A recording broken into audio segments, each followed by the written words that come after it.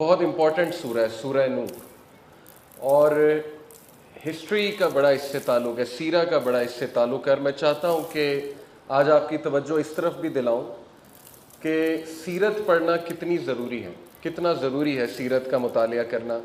क्योंकि बहुत सी कुरानी जो आयात हैं और इवेंट्स हैं वो आपको सही मायने में तभी समझ आएंगे कि जब आपको सीरत पे भी एक ग्रिप होगी या कुछ नॉलेज होगा सीरत का। सूरह नूर से पहले बस सूरह मोमिनून की आखिरी चंद आयात में से एक आयत है, ये पढ़ना चाहूँगा। आऊज़ु बिल्लाहि मिनश्शैतानिर रजीम। अफ़हसिब्तुम अन्नमा खलक़नाकुम अबसन व अन्नकुम इलैना ला तुरजऊन। क्या तुम ये गुमान किए बैठे हो कि हम लोगों ने तुम्हें विदाउट एनी पर्पस क्रिएट किया है, यानी यूज़लेसली क्रिएट किया है और तुम हमारी तरफ वापस नहीं आओगे। बहुत ही जामे एक ऐसा सवाल जो हर बंदे को, स्पेशली यूथ को, अपनी ज़िंदगी में सोचना चाहिए अकेले बैठ के। और बहुत से नौजवान जो हैं हमारे वो इस कैटेगरी में आते हैं। आपकी तो नहीं बात कर रहा, लेकिन ये कि आपके इर्द गिर्द बहुत से ऐसे लोग होंगे जो अभी गाफिल हैं, गाफिलून में से आते हैं। मैं भी था जब जवानी का दौर था। जाहिर है कि इंसान को इतनी फ़िक्र नहीं होती, इंसान जो है वो रिलैक्स्ड होता है। इंसान के सामने एक छोटा सा बस पर्पज़ होता है, फ़ैशन कर लिया, ये बस कुछ चीज़ें कर ली, फॉलो कर लिया, बस दैट्स इट। तो वो गाफिलून की कैटेगरी है। तो बहुत ज़रूरी है कि उन लोगों को हम कन्वर्सेशन यहाँ से इनिशिएट करें। मेरे साथ भी कुछ लोग करते थे, जो हमारे दोस्त थे, जो ज़रा दीन की तरफ जिसका रुझान था, जब मैं दीन की तरफ नहीं था। बड़ा ज़रूरी है कि उनको हम ये क्वेश्चन थ्रो करें कि तुम्हारी ज़िंदगी का मकसद क्या है और तुम किधर जा रहे हो और क्या तुम सही डायरेक्शन में जा रहे हो। ये बड़े ज़बरदस्त सवालात हैं। मैं समझता हूँ कि किसी को आपने दावा करना है ना, तो यहाँ से स्टार्ट करना बड़ा ज़रूरी है, अगर वो गाफिलून की कैटेगरी में, यानी कुछ लोग गाफिल होते हैं और जाहिर है कि उनको अभी इतनी अकल और समझ नहीं होती। तो सूरह नूर की तरफ आएँ तो आपको पता है वाक़या इफ़्क बहुत इंपॉर्टेंट है। हज़रत आयशा सिद्दीक़ा रज़ियल्लाहु अन्हा, उम्महातुल मोमिनीन, फिर रसूलुल्लाह सल्लल्लाहु अलैहि वसल्लम बहुत शदीद मोहब्बत करते थे अम्मा आयशा रज़ियल्लाहु अन्हा से।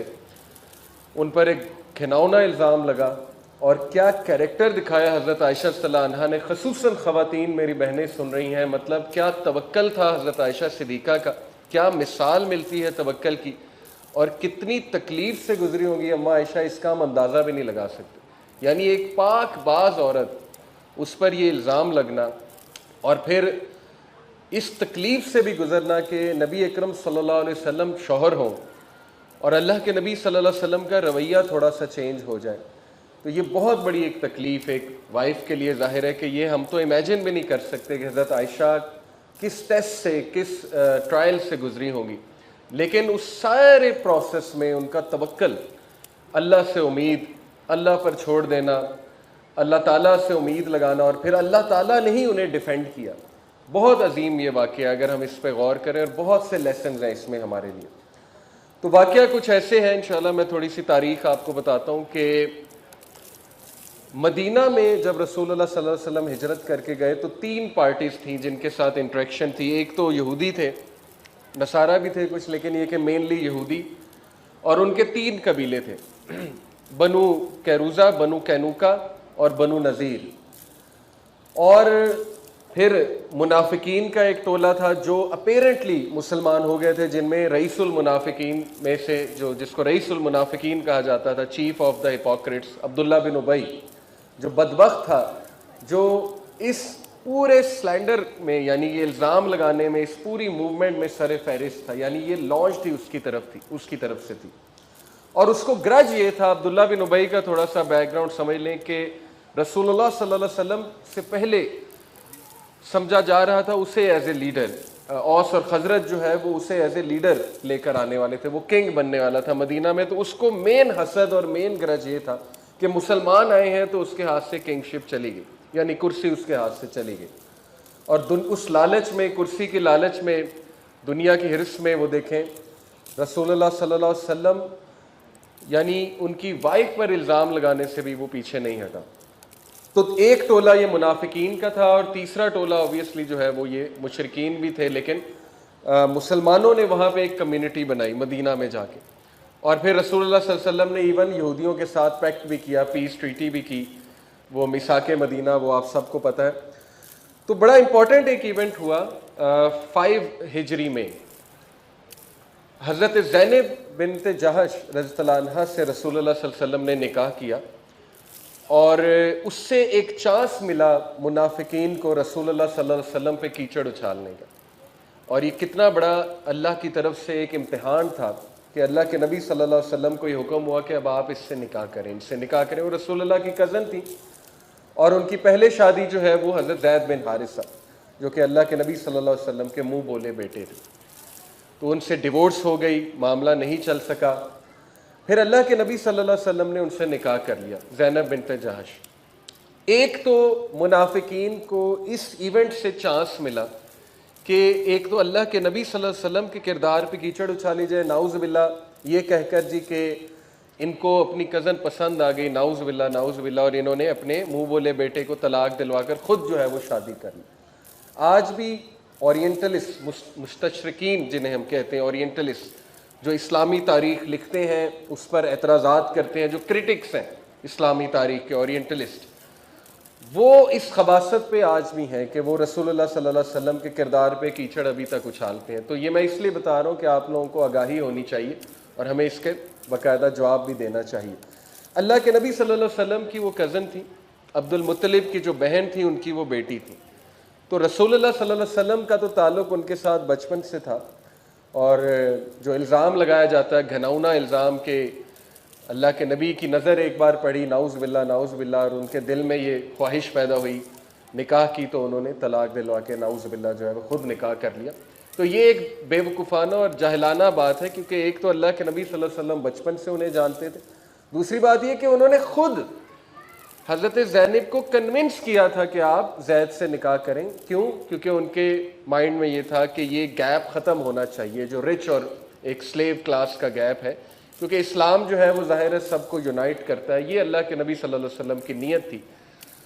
तो यहीं से साबित हो जाता है कि ये घिनौना इल्ज़ाम है हमारे नबी सल्लल्लाहु अलैहि वसल्लम की शख्सियत पे, और ऐसा मुमकिन ही नहीं हो सकता। एनीवे, एक ये इवेंट होता है कि जिससे मुनाफिकीन को एक हरबा या कह लें कि एक चांस मिलता है अल्लाह के नबी सल्लल्लाहु अलैहि वसल्लम की शख्सियत पर कुछ बात करने में।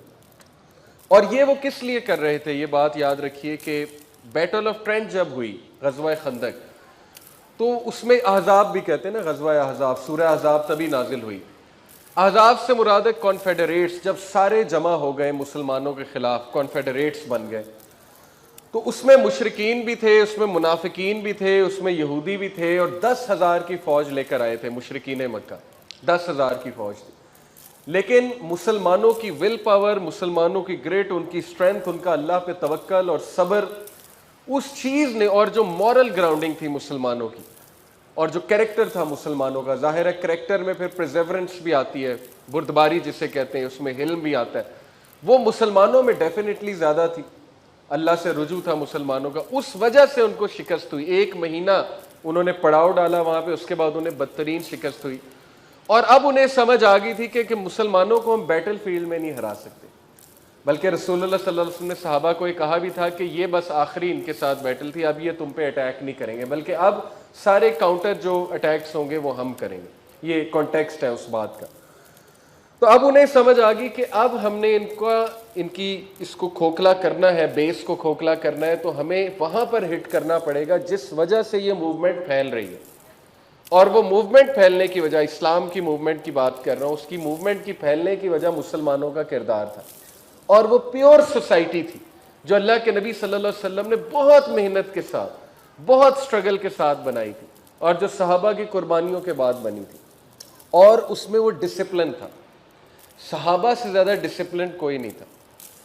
और उनकी मोरालिटी की बात तो फिर वो तो क्या ही बात थी, उनके मॉरल वैल्यूज़ और उनका किरदार। तो अब्दुल्ला बिन उबई, ये जो चीफ था हिपोक्रेट्स का, रईसुल मुनाफिकीन में से था, इसने कोशिश ये की कि अब मुसलमानों को यहाँ से हिट किया जाए, कि मुसलमानों के बारे में बातें फैलाई जाए, इनकी सोसाइटी को क्रम्बल किया जाए, इनकी बेस को हिलाया जाए।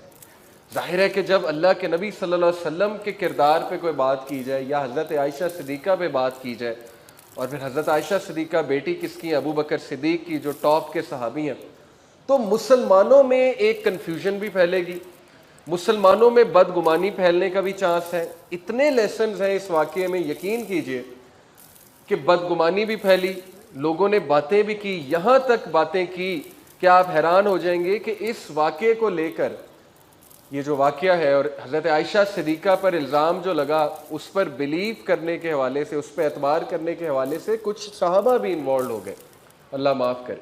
मिस्ता, हज़रत मिस्ता रज़ी अल्लाह ताला अन्हु, जो कि अबू बकर सिद्दीक़ के भांजे थे गालिबन, या रिश्तेदार थे, मुझे अभी जहन से निकल रहा। बहरहाल हज़रत आयशा की जो वालदा थी, हाँ जी, उनकी बहन के बेटे थे मिस्ता, वो सरे फहरिस्त थे इसको प्रोपेगेट करने में। यानी बस देखें ना, शैतान जब हावी होता है तो मुसलमान को आपस में लड़ाने की बड़ी कोशिश होती है उसकी, शैतान की।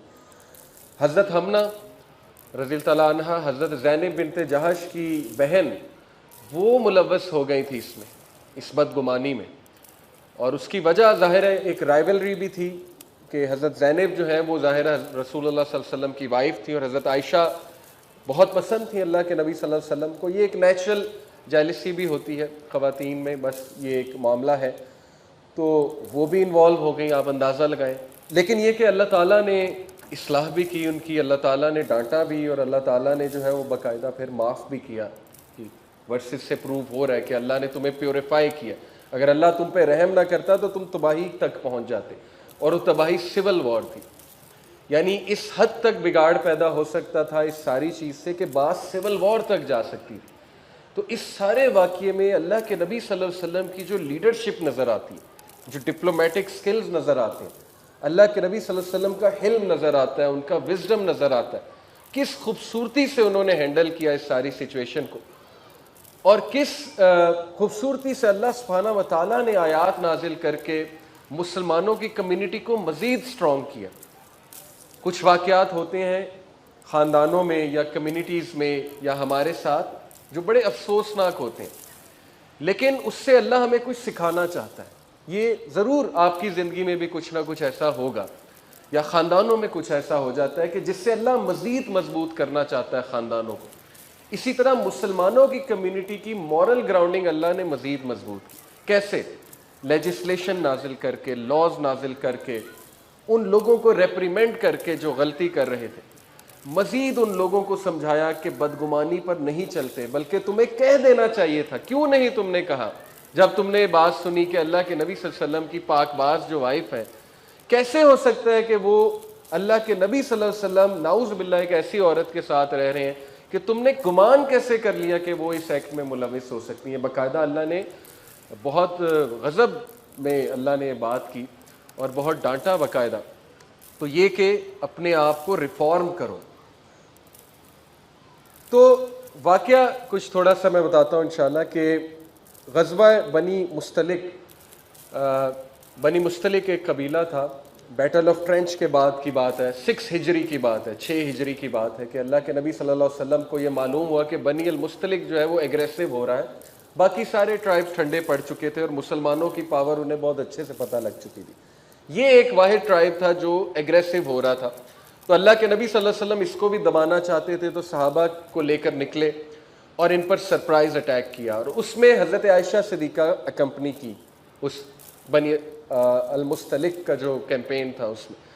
हज़रत आयशा खुद ही अपने अल्फाज में फरमाती, सही बुखारी में पूरा ये वाक़या मेंशन्ड है। हज़रत आयशा सिद्दीक़ा कहती हैं कि अल्लाह के नबी सल्लल्लाहु अलैहि वसल्लम वो पर्ची डाला करते थे, वो पुट कास्ट लॉट्स, और ये डिसाइड किया करते थे कि कौन सी वाइफ उनके साथ अकम्पनी करेगी। तो हज़रत आयशा सिद्दीक़ा जो है उनका डिसाइड हुआ कि वो अकम्पनी करेंगी।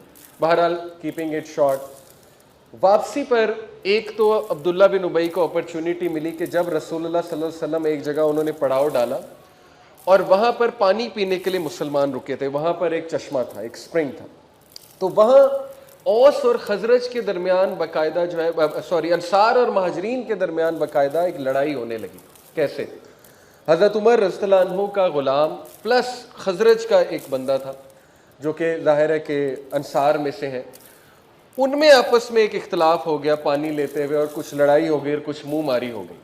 और इस सिचुएशन का फ़ायदा अब्दुल्ला बिन उबई ने उठाया और इस हद तक उसने खबासत दिखाई कि उसने अंसार के जहन में वसवसा डाला। और इंसानों में भी वसवसे डालने वाले लोग इंसान भी होते हैं, शैतान तो होता ही है, शैतान जिन्नों में से भी है, इंसान में से भी है। कुछ इंसान भी वसवसे डालते हैं, लड़ाइयाँ पड़वाते हैं। वैलुल लिकुल्ली हुमाज़तिन लुमाज़ा, ये सूरत उन्हीं के बारे में है। अल्लाह माफ़ करे कि हुमाज़तिन लुमाज़ा कौन है? जो कि टेल्स को कैरी फॉरवर्ड करता है, लड़ाइयाँ डलवाने वाला है, बैक बाइटिंग करने वाला है, इल्ज़ामात लगाने वाला है, वगैरह वगैरह।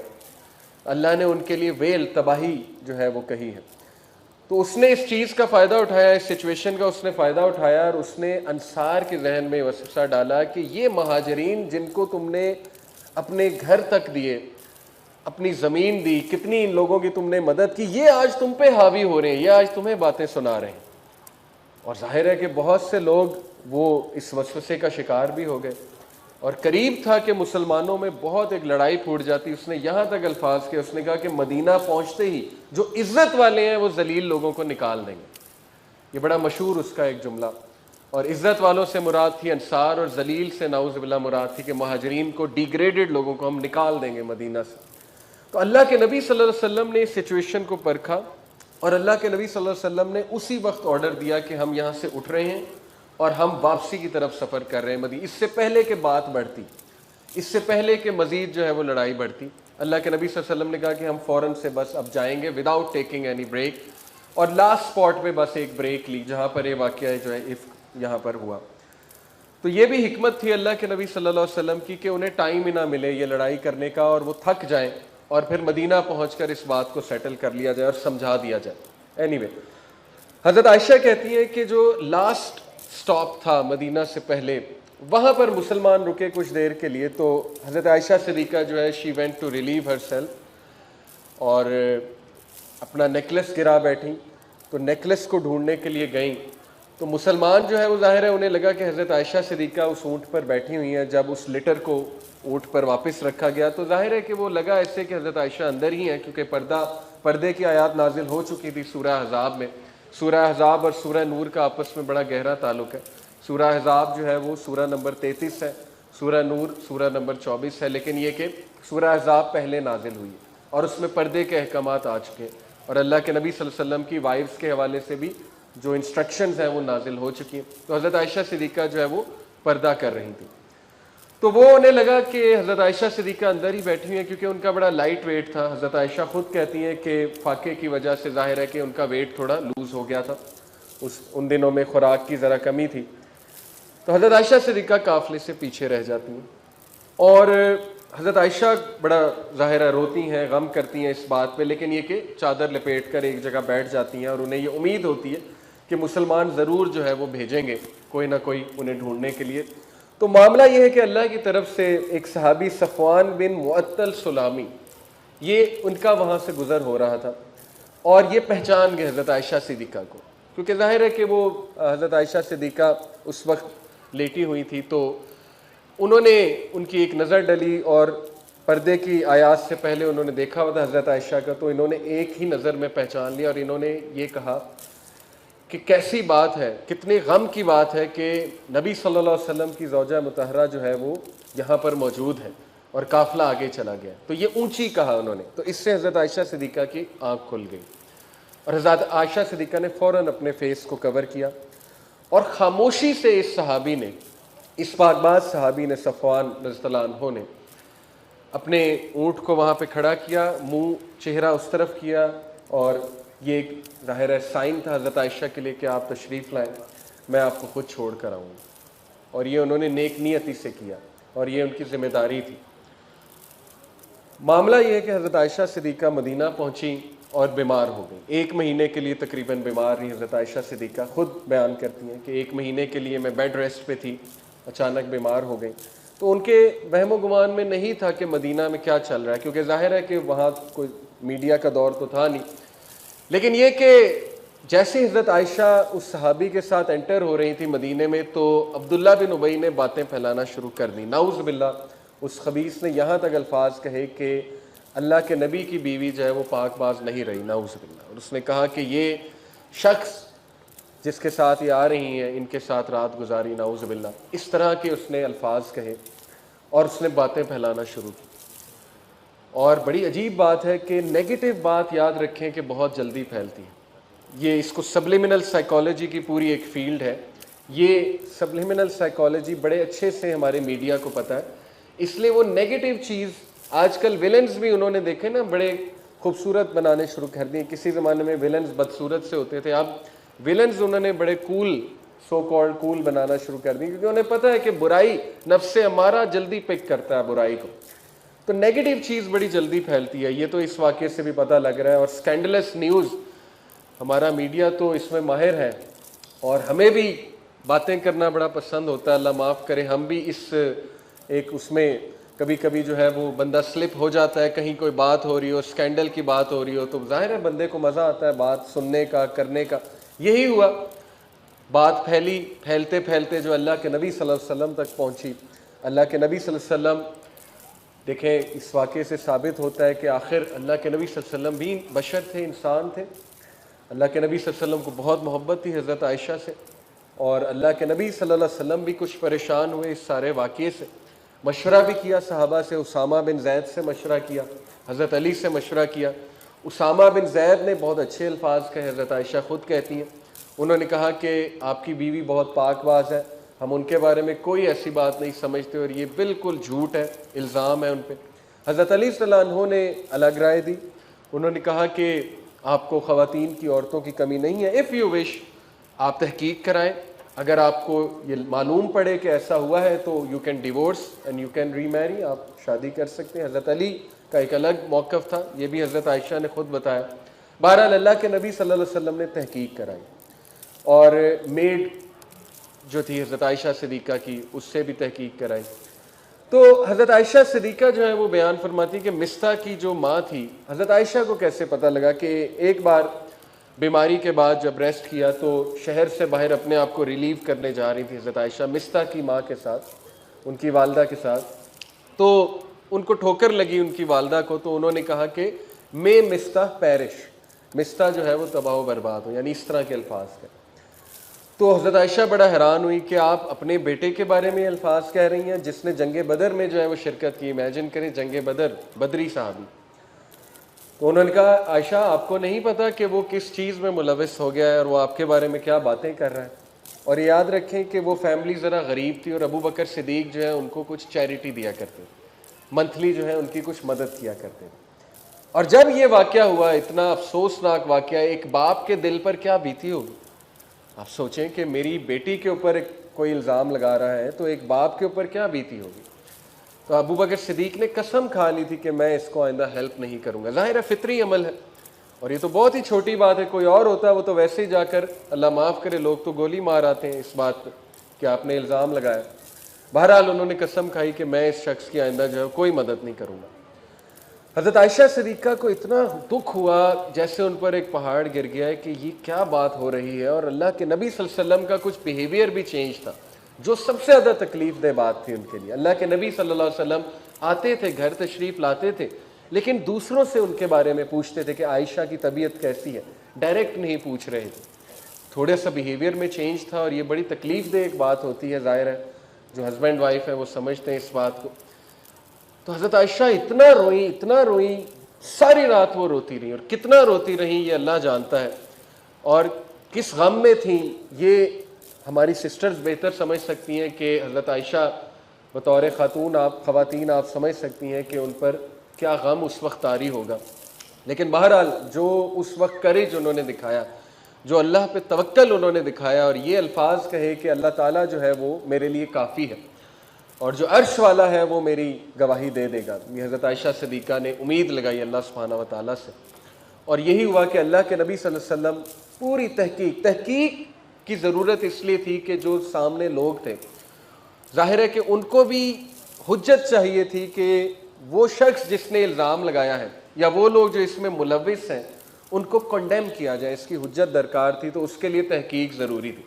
तहकीक के बाद अल्लाह के नबी सल्लल्लाहु अलैहि वसल्लम जो है वो खड़े हुए मस्जिद नबी में, और अल्लाह के नबी सल्लल्लाहु अलैहि वसल्लम ने ऐलान किया कि तुम्हारे नबी की बीवी पर इल्ज़ाम लगा है और उनकी इज़्ज़त उछाली गई है, तो कौन है जो ऑनर को डिफेंड करेगा, अपने नबी के ऑनर को डिफेंड करेगा। तो हज़रत उसैद बिन हुज़ैर जो कि औस ट्राइब से थे, उन्होंने उस वक्त कहा, फ़ौरन खड़े हुए उन्होंने कहा कि अल्लाह के नबी, अगर वो शख्स जो कॉन्स्पिरेटर है, जिसने ये सारी साजिश की है, जिसने बकवास की है, अगर वो शख्स औस से है तो मैं बजाते खुद उसकी गर्दन उड़ाऊंगा, और अगर वो खजरज से है तो आप इजाज़त देंगे तो मैं उसकी गर्दन उड़ाऊंगा, वी विल किल हिम, अगर आप इजाज़त देंगे।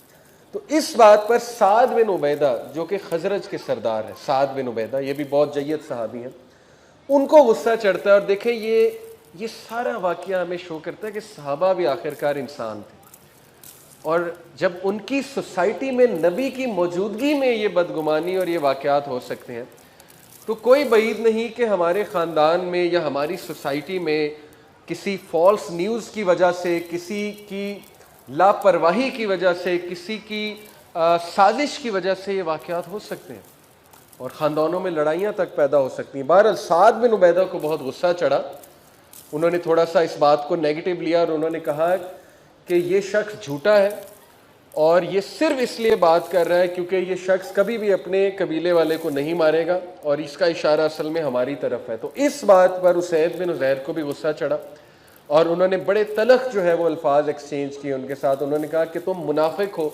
इसीलिए तुम मुनाफिकीन का जो है साथ दे रहे हो।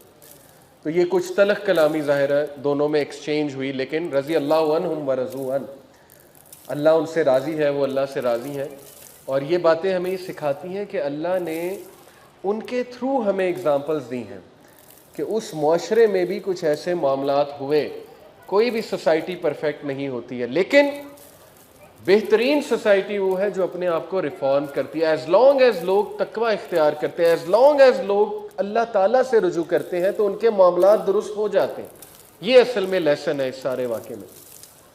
तो इस बात पर सिविल वॉर खड़ी होने वाली थी। औस और खजरज आपको पता है कब से लड़ रहे हैं, 7 सदी से लड़ाई कर रहे थे। अल्लाह के नबी सल्लल्लाहु अलैहि वसल्लम ने वो तो उनमें अखुवत पैदा की और अल्लाह के नबी सल्लल्लाहु अलैहि वसल्लम ने उन्हें भाईचारा जो है वो ब्रदरहुड की जो पूरी एक वो थी। लेकिन यहाँ पर ख़तरा था और यहाँ अब्दुल्ला बिन उबई बड़ा एक्टिव था और उसके जो हवारी थे, उसके जो साथी थे, वो बड़े एक्टिव थे इसको फ्यूल करने में, इस सारी चीज़ को।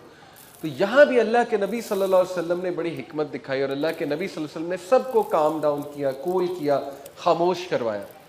और सहाबा जो थे अल्लाह के नबी सल्लल्लाहु अलैहि वसल्लम के साथ, जो जय्यद सहाबा, उन्होंने भी इसमें बड़ा जो है वो एक रोल निभाया, एक किरदार निभाया।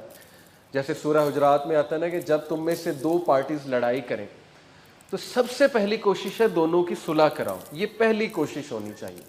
और यही रूल ख़ानदानों में अप्लाई होता है कि जब आप देखें कि आपके लड़ाई हो जाती है, भाइयों में लड़ाई हो जाती है, बहनों में आपस में लड़ाई हो जाती है, लोग एक दूसरे से मिलते नहीं हैं, कोई बदगुमानी पैदा हो जाती है, किसी की बात किसी को किसी और तरह बताई जाती है, इसमें तो पूरी एक्टिविटी भी कराई जाती है ना, जिसको हम कहते हैं चाइनीज़ विस्पर। वो बाकायदा एक्टिविटी से साबित होता है कि वो सबको लाइन में खड़ा करते हैं और बाकियों का मुंह इधर करते हैं, जो पहले वाला है उनका मुंह अपनी तरफ करके उन्हें कुछ करके दिखाते हैं कि इस तरह करो, कुछ एक्शंस करके दिखाते हैं और कहते हैं कि आगे बताओ। तो वो बात आगे बताते बताते जब एंड वाले को बताते हैं कुछ और ही चीज़ बन जाती है। तो ये एक्टिविटी से साबित होता है कि बातें जब आगे तक पहुंचती हैं तो पता नहीं क्या बन जाती। तो इसलिए बड़ा केयरफुल होना चाहिए। अल्लाह ने कहा ना कि जब तुम पर कोई फासिक न्यूज़ लेकर आए, फासिक से मुराद है एक झूठा इंसान जो काबिल एतबार नहीं है, तो उसकी तहकीक कर लो। और हमारा मीडिया, वो मैं उसके बारे में क्या कलमात अदा करूँ, वो डेफिनेटली फासिक की कैटेगरी में ही आता है। स्पेशली फेसबुक, आज का जो दौर है, उस पता नहीं न्यूज़ किस तरह से आती है, नेगेटिविटी फैला रहे। तो बहरहाल इस पे बड़ा केयरफुल होना चाहिए। इस वाक़े में बहुत बड़ा लेसन हमारे लिए कि बी केयरफुल, इससे पहले कि तुम किसी के बारे में कोई राय कायम करो। अल्लाह ने कहा कि या अय्युहल्लज़ीना आमनू तक़ुल्लाह वक़ूलू क़ौलन सदीदा, सूरह अहज़ाब की आयत है। ऐ लोगों जो ईमान लाए हो, से वर्ड्स ऑफ अप्रोप्रिएट जस्टिस। कूलू कौलन सदीदा की तफसीर में आता है कि अप्रोप्रिएट जस्टिस से मुराद है कि ऐसे अल्फाज अदा करो जो इंसाफ पर मबनी है। और इसमें बाकायदा ये बात आती है कि किसी के बारे में राय देने से पहले अल्लाह से डर जाओ।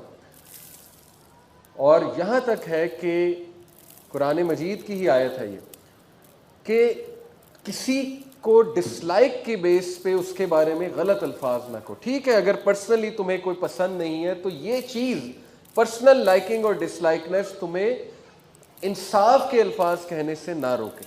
इस हद तक इंसाफ का हुक्म है। क्या होता है कि हमें कोई बंदा नहीं पसंद पर्सनली, कोई मसला है उसके साथ, वो हमारे साथ अच्छा नहीं है, कुछ भी हो सकता है, तो हम जानबूझ के उसके खिलाफ ऐसे अल्फाज कह जाते हैं नादानी में, या कह लें कि ग्रज में, जो कि अल्लाह को बिल्कुल नहीं पसंद। इस लेवल पे अल्लाह ने मुसलमानों को केयरफुल कहा है रहने के लिए कि अब राय देने से पहले 100 बार सोचो किसी के बारे में, क्योंकि उसी से लड़ाइयाँ होती हैं, उसी से मामलात जो है वो ख़राब होते हैं। बहरहाल तो ये सारा वाक़या, और अल्लाह के नबी सल्लल्लाहु अलैहि वसल्लम ने फिर ज़ाहिर है हज़रत आयशा सिद्दीक़ा के साथ उनका रिलेशन रिवाइव हुआ।